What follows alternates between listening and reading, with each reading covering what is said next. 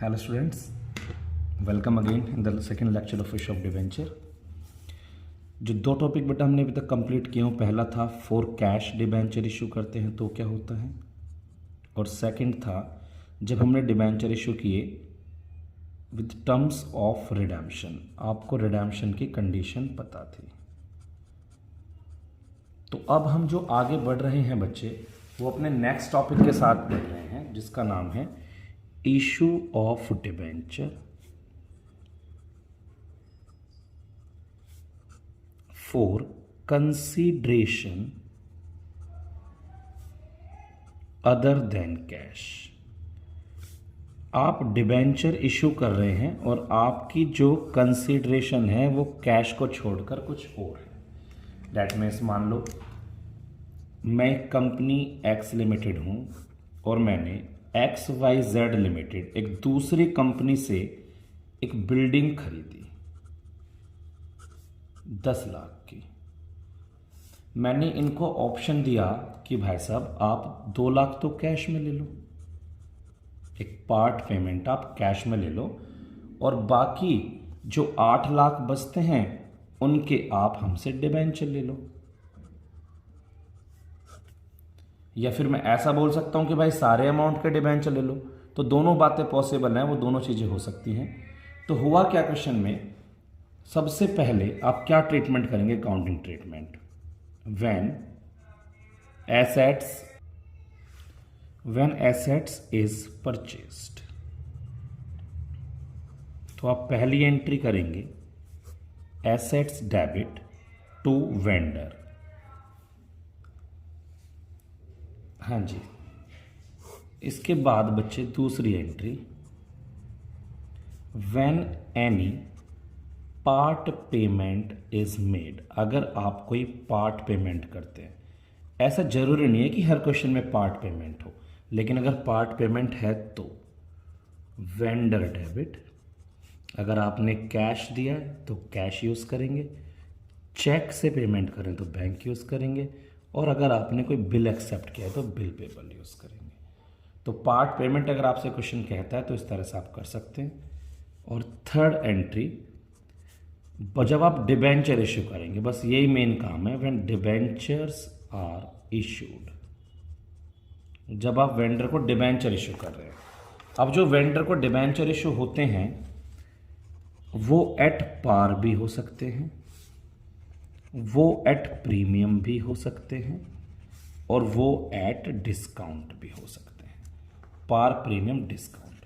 अगर पार पर होते हैं तो आपको याद होगा vendor debit to percentage debenture आप एंट्री करेंगे। अगर प्रीमियम पर होते हैं तो vendor debit to percentage debenture और टू SPR एंट्री करेंगे। और अगर डिस्काउंट पर होते हैं तो vendor debit discount debit to percentage debenture. इसके लिए आपको नंबर ऑफ डिबेंचर निकालने पड़ेंगे पहले। ये आप कैसे निकालेंगे, कितने पैसे आपको देने हैं, अमाउंट प्रोसीड, अमाउंट पेबल बच्चे, सॉरी, अमाउंट पेबल, और अपॉन में प्रोसीड, एक डिबेंचर से कितने पैसे आ रहे हैं। ये जो प्रोसीड है ये पार पर है तो 100 रुपये रहेगी, 100 रुपये का डिबेंचर है, प्रीमियम पर ज़्यादा हो जाएगी और डिस्काउंट पर कम हो जाएगी। वो हम एक एग्जांपल में क्लियर कर लेंगे। तो देखते हैं बच्चे एक एग्जांपल के थ्रू इस चीज को। X Limited purchased building from Ram limited. 20% of the amount was paid by means of a bank draft। 20% पैसा बैंक ड्राफ्ट यानी चेक से दे दिया, एंड फॉर द बैलेंस, और बाकी अमाउंट के लिए 7% debenture were issued at 100 each. Give entries if such debentures are issued at par, at premium 25%, at discount 20%. तो इस तरीके से बच्चे हमारे पास एक ही क्वेश्चन में तीनों केस हैं। सबसे पहले एक्स लिमिटेड ने क्या खरीदा, राम लिमिटेड से बिल्डिंग खरीदी ₹4 10 लाख, ये तो मैंने बताने भूल गया आपको, 10 लाख की बिल्डिंग खरीदी। तो सबसे पहली एंट्री एसेट्स डेबिट यानी बिल्डिंग डेबिट किससे खरीदी है, राम लिमिटेड से। तो building debit to Ram Limited 10 lakh. 20% amount मैंने उनको किससे दिया, बैंक ड्राफ्ट एक चेक से दे दिया। तो पार्ट पेमेंट की एंट्री आ गई बेटा, राम लिमिटेड डेबिट, चेक दिया है तो क्या लिखूंगा, टू बैंक। 20% अमाउंट कितना हो गया, 2 लाख। अब जो मुझे पैसे देने हैं वो कितने देने हैं, 8 लाख, क्योंकि 10 लाख में से मैंने 2 लाख के तो दे दिए, तो मुझे अभी 8 लाख और देने हैं, जिनके लिए मैंने इनको क्या बोल दिया भाई साहब, क्या देंगे हम आपको, डिबेंचर दे देंगे 8 लाख के। अब अगर डिबेंचर पार पर इशू होते, अब मैं तीनों केस आपको करा रहा हूं, अगर ये डिबेंचर पार पर इशू होते तो एंट्री क्या होगी, Ram Limited debit to 7% debenture. और अगर आपसे कोई पूछे नंबर ऑफ डिबेंचर कितने, तो कितने, अमाउंट पेबल कितने देने, 8 लाख, और एक डिबेंचर कितने का, 100। तो आपको दिख रहा होगा 8000 डिबेंचर दोगे आप 100 वाले, ठीक है। तो अगर पार पर होता है तो 8000 डिबेंचर 100 वाले आप इश्यू कर देंगे। लिख देंगे यहां पर being 8000 7% debenture at ₹100 each issued at par. ये तो क्लियर हो गया होगा बेटा। और अगर यही डिबेंचर प्रीमियम पर इशू होते, अगर यही डिबेंचर प्रीमियम पर इशू होते, तो पहले तो एंट्री वेंडर डेबिट, वेंडर का नाम क्या है, Ram Limited debit to 7% debenture और टू SPR, यही एंट्री मैंने आपको बताई पीछे। तो पहले आपको क्या निकालना पड़ेगा, नंबर ऑफ डिबेंचर कितने होंगे। तो अमाउंट पेबल कितने रहते हैं, 8 लाख, और बेटा एक डिबेंचर अब कितने का होगा, 125 का। क्यों, क्योंकि टोटल डिबेंचर कितने का था, 100 रुपये का, और प्रीमियम कितना था, 25%। तो इस वजह से यहाँ टोटल मिलाकर 6400 डिबेंचर आएंगे। तो 6400 इंटू 125, 6400 इंटू 100 और 6400 इंटू 25, इस तरह से हमारा अमाउंट रहेगा। तो ये हमारा हो गया एट प्रीमियम। तो बस अब लास्ट केस क्या है, अगर 20% डिस्काउंट पर इश्यू किया होता तो क्या होता, अगर 20% डिस्काउंट पर हम इश्यू करते तो एंट्री क्या होती, वेंडर डेबिट यानी कि Ram Limited debit, discount on issue of debenture, पूरा लिखना बेटा, और टू 7% डिबेंचर। और कोई पूछे सर कितने डिबेंचर देने हैं इसमें, तो बेटा नंबर ऑफ डिबेंचर निकालने का तरीका तो वही है, अमाउंट पेबल और अपॉन में एक डिबेंचर की प्रोसीड, क्योंकि अब 20% डिस्काउंट पर है तो 80 का एक डिबेंचर होगा, तो यहाँ पर 10,000 डिबेंचर आपके आएंगे। 10,000 इंटू 80, 10,000 इंटू 20 और 10,000 इंटू 100 का डिबेंचर। तो होपफुली बच्चे आपको ये वेंडर केस क्लियर हो गया कि हमने वेंडर से एक एसेट्स खरीदी और किस तरह से उसे पेमेंट की। अब आगे देखते हैं बेटा, जब पूरा बिजनेस खरीदता है कभी कभी, व्हेन बिजनेस इज परचेज्ड, जब पूरा बिजनेस खरीदा जाता है तो क्या ट्रीटमेंट करते हैं। तो व्हेन बिजनेस इज परचेज, जब कंपनी पूरा बिजनेस परचेज करती है मान लो एक कंपनी एक्स लिमिटेड है और ये वाई लिमिटेड का रनिंग बिजनेस परचेज कर रही है। वाई लिमिटेड जिनके पास स्टॉक पड़ा है 4 लाख का, जिनके डेटर्स हैं मार्केट में 3 लाख के, जिनके पास प्लांट एंड मशीनरी है 2 लाख की, और जिनके पास पेटेंट है 1 लाख के। कुछ भी सही हो, तो एसेट्स का नाम कुछ भी हो सकता है।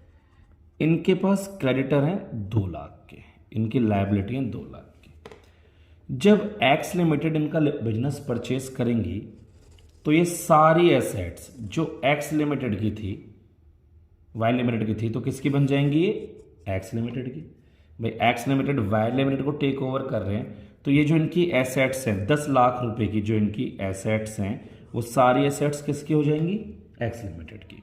और ये जो इनकी लायबिलिटी है 2 लाख रुपए की, जो इनके क्रेडिटर हैं 2 लाख रुपए के, वो सारे भाई इनके हो जाएंगे। क्योंकि जब इनकी एसेट्स, जब इन्होंने पूरा बिजनेस ले लिया, तो अगर एसेट्स इनकी तो लायबिलिटी भी तो यही देंगे। तो आपको यहाँ एक चीज दिख रही है कि 10 लाख की एसेट्स आ रही हैं और 2 लाख की लायबिलिटी। तो अगर देखा जाए तो नेट एसेट्स कितने की हैं? 8 लाख की। क्योंकि 10 लाख की एसेट्स हैं और 2 लाख हमें देने भी हैं, तो नेट एसेट्स कितने की हैं? 8 लाख की। हमारे पास टोटल 8 लाख का माल आ रहा है। अब यहां पर एक बात होती है क्वेश्चन में, जो मैं बता रहा हूं, ध्यान से सुनना। जब कंपनी पूरा बिजनेस परचेज करती है तो पहली एंट्री करती है एसेट्स डेबिट। जैसे हमारे क्वेश्चन में एसेट्स कितने की हैं? 10 लाख की। सारी एसेट्स अलग debit, stock debit, debtor debit, ऐसे ही करेंगे बेटा। उसके बाद लायबिलिटी क्रेडिट। तो लायबिलिटी में हमारे पास क्या है? क्रेडिटर कितने के? 2 लाख के। अब फिर आप जो यहां लिखेंगे वो लिखेंगे टू वेंडर। टू वेंडर, जितना वेंडर को देना है। अभी जो आपके पास ऊपर इंफॉर्मेशन लिखी हुई है, इसमें आपको एक ही चीज नजर आ रही है कि वेंडर को कितने देने चाहिए हमें? 8 लाख। तो आप यहां वेंडर का अमाउंट कितना लिखेंगे? 8 लाख। अगर कुछ नहीं बोलेगा क्वेश्चन तो कुछ बच्चे कह रहे हैं सर यहां पे कुछ नहीं बोलने का मतलब क्या है? बेटा कभी कभी आपसे बोलेगा वो कि एक्स लिमिटेड ने वाई लिमिटेड को परचेज किया, और उसके बाद ऐसी लाइन लिखी होगी, at agreed consideration of 9 lakh. कितने में तय करा? 9 लाख में। अब आपको थोड़ी दिक्कत आएगी कि सर यहां तो 8 लाख का ही सामान आ रहा था और आप पैसे दे कितने रहे उनको? 9 लाख। तो आप कहोगे सर 1 लाख फालतू जा रहा है। अब उन्होंने कंसिडरेशन हमें कितनी बता दी? 9 लाख। हमें वेंडर को कितने देने? 9 लाख। तो एक आपका जो ऊपर जा रहा है बेटा, उसे आप गुडविल के नाम से डेबिट करेंगे। किस नाम से डेबिट करेंगे? गुडविल के नाम से, कि आपके 1 लाख फालतू जा रहे हैं तो आपने गुडविल के पैसे दिए। ठीक है सर। ऐसा भी हो सकता था कंसिडरेशन 8-9 के 7 लाख दी होती। अगर 7 लाख दी होती तो आपको तो यहां तो नेट एसेट्स 8 लाख की मिल रही हैं और वेंडर को देने कितने हैं? 7 लाख देने हैं। तो उस कंडीशन पे आपका फायदा होता, तो आप नीचे जो लिखते वो कैपिटल रिजर्व लिखते 1 लाख से। तो मैं क्या बताना चाह रहा हूं बच्चे, कि अगर परचेज कंसिडरेशन दैट मीन्स जो एग्रीड हुई है, तो अगर एग्रीड कंसिडरेशन ज्यादा है एसेट्स की अमाउंट से, दैट मीन्स एसेट्स तो 8 लाख की आ रही थी, देने 9 लाख पड़ रहे हैं, तो जो 1 लाख था, जो एक्स्ट्रा अमाउंट था, वो गुडविल में जाएगा। और अगर दूसरी बात, अगर कंसिडरेशन कम है और एसेट्स की वैल्यू ज्यादा है, तो मेरा फायदा है, तो किस में जाएगा? कैपिटल रिजर्व में। ये आपको ध्यान से समझना है। अब मैं इसके लिए एक एग्जांपल लेकर एंट्री को खत्म करूंगा बेटा, और इसका टॉपिक हमारा आज का ये खत्म हो जाएगा।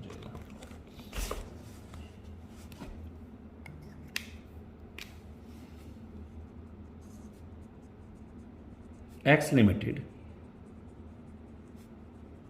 Purchased business of Y Limited X Limited ने वाई लिमिटेड का बिजनेस परचेज किया, ठीक है। Y Limited has following assets and liabilities. उनके पास इस तरह से बातें थी। वाई लिमिटेड के पास सन्ड्री डेटर्स थे 2 लाख के, plant and machinery 4 lakh, stock 3 lakh, land and building 6 lakh, ठीक है।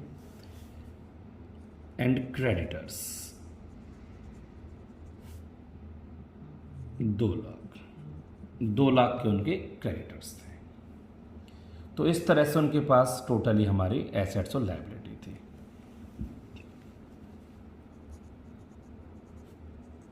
वाई लिमिटेड वॉज पेड, अब आपको यहां पे दिख रहा होगा 4 3 7 6 3 9 4, तो 15 लाख की एसेट्स आ रही है हमारे पास टोटल, और लायबिलिटी कितने की? 2 लाख की। तो मैं अभी क्वेश्चन ही बना रहा हूं क्या फिलहाल। तो Y Limited was paid ₹1 lakh by bank draft या फिर चेक,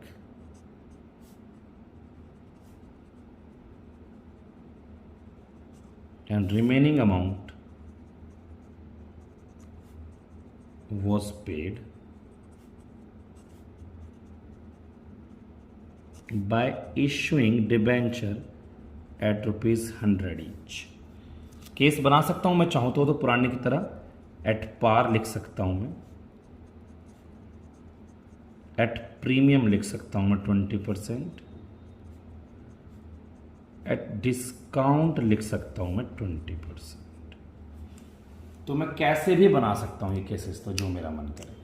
तो सबसे पहली एंट्री बिजनेस परचेज करने की, और जब बिजनेस परचेज करते हैं बेटा तो सारी एसेट्स डेबिट होती हैं। तो पहली एंट्री सारी assets debit, debtors debit, plant and machinery debit, stock debit, land and building debit, liability credit होती है टू क्रेडिटर्स। अब पहली चीज तो मैं आपसे ये पूछूंगा क्वेश्चन में, क्या मैंने कहीं भी ऐसा लिखा कि एग्रीड कंसिडरेशन कितनी है? मैंने एक भी जगह ये बात नहीं बोली आपसे एग्रीड कंसिडरेशन कितनी है। बस मैंने आपको ये बोला कि 2 लाख के डेटर है, 4 लाख की मशीन है, 3 का स्टॉक है, 6 की लैंड एंड बिल्डिंग है, और 2 लाख के क्रेडिटर हैं। तो आपको दिख रहा है टोटल मिला के 15 लाख की एसेट्स और 2 लाख की लायबिलिटी है। तो वेंडर को आपको जो देना चाहिए वो 13 लाख रुपए देने चाहिए, क्योंकि 15 लाख के एसेट्स आ रही हैं और 2 लाख की हमारी लायबिलिटी, तो आपको 13 लाख देना चाहिए। अगर मैं लिखता कुछ यहां पर तो फिर वो कंसिडरेशन मान लेते, फिर गुडविल और कैपिटल रिजर्व भी आते क्वेश्चन में, लेकिन ऐसा क्वेश्चन में नहीं था। तो मैंने क्या बोला, मैंने बोला भाई वाई लिमिटेड 1 लाख तो चेक से ले लो। क्वेश्चन में लिखा है ऐसा कि वाई लिमिटेड के 1 लाख रुपए तो चेक से दे दिए गए, और बाकी उनको क्या दे दिया, डिबेंचर दे दिए 100 रुपये वाले। अब अगर डिबेंचर पार पर होते तो कोई टेंशन वाली बात ही नहीं थी। वाई लिमिटेड डेबिट टू जितना परसेंट, मैंने परसेंटेज डिबेंचर लिखा नहीं, तो जो भी परसेंटेज डिबेंचर है, कितने पैसे देने हैं मुझे अभी 12 लाख, क्योंकि एग्रीड हुआ था 13 लाख में और 1 लाख तो मैंने चेक से दे दिया था। ठीक है सर। अगर मैं प्रीमियम पर देता तो Y Limited debit to percentage debenture और टू एसपीआर। ठीक है। और नंबर ऑफ डिबेंचर कैसे निकलता, अमाउंट पेबल और एक डिबेंचर की प्रोसीड, क्योंकि 20% प्रीमियम है, तो ये 10,000 डिबेंचर आ जाते हैं इंटू 120, 10,000 इंटू 100 और 10,000 इंटू 20। ठीक है। और अगर यही केस डिस्काउंट पर होता तो Y Limited debit discount debit तो जितना परसेंट डिबेंचर है फिर से नंबर ऑफ डिबेंचर निकालते, अमाउंट पेबल, और एक डिबेंचर कितने का हो जाता, 80 का, तो टोटल डिबेंचर 15,000, तो 15,000 इंटू 80, 15,000 इंटू 20 और 15,000 इंटू 100। डन है बच्चे। अब बस मैं आपसे एक केस और लूंगा, उसके बाद हम आज की क्लास एंड करेंगे। हाँ जी बच्चे, last example of the day.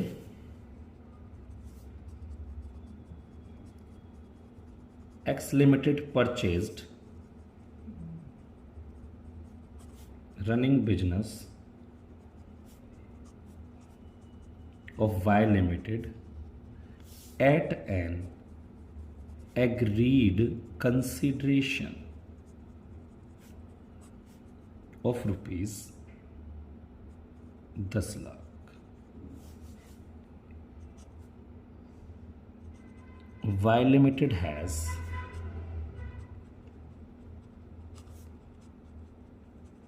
following assets and liabilities: debtors 4 lakh, stock 3 lakh, building 2 lakh, cash 2 lakh,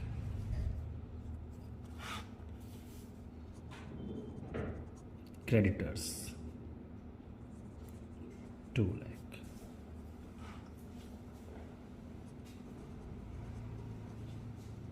X Limited issued